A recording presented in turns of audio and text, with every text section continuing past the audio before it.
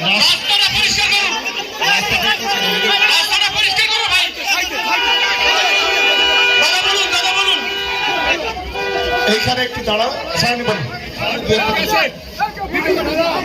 জয় বাংলা,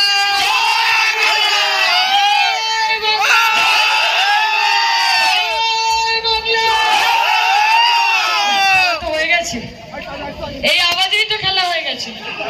হ্যাঁ, এবার তো আপনারা খেলবেন। নিজেদের অধিকারের জন্য লড়াই করতে হবে ভাই।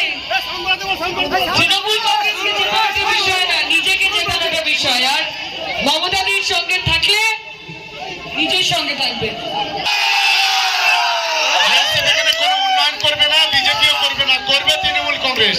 একেবারে লড়াই হবে, যার কারণে আমি সকলকে অনুরোধ করব, লড়াইয়ের ঝাঁজটা আরেকটু বাড়াতে হবে। আর ভাঙনের মাটি থেকে এই দাঙ্গাবাজদের এখান থেকে উৎখাত করার স্বপ্ন নিতে হবে তৃণমূল কংগ্রেসের কর্মীদের। কি তৈরি তো সবাই নাকি?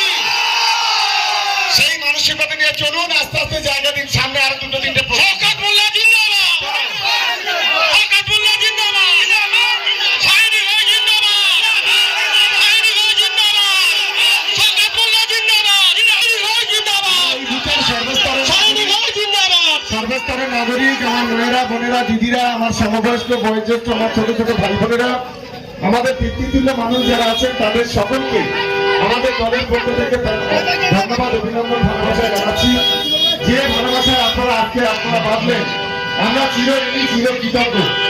আমরা এই ঋণ কখনোই শোধ করতে পারবো না, তাই দলের পক্ষ থেকে আপনাদেরকে কৃতজ্ঞতা, ধন্যবাদ, ভালোবাসা জানাচ্ছি। আমার গুরুজনেরা যারা আছেন তারা আমাদের আশীর্বাদ করবেন, দোয়া করবেন এবং আমাদের প্রার্থী সাইনি ঘোষ আগামী 1 জুন যে ভোট আছে, ঘাসের উপরে জোড়া ফুল, বাংলা বাঁচাবে তৃণমূল, ঘাসের উপর জোড়া ফুল।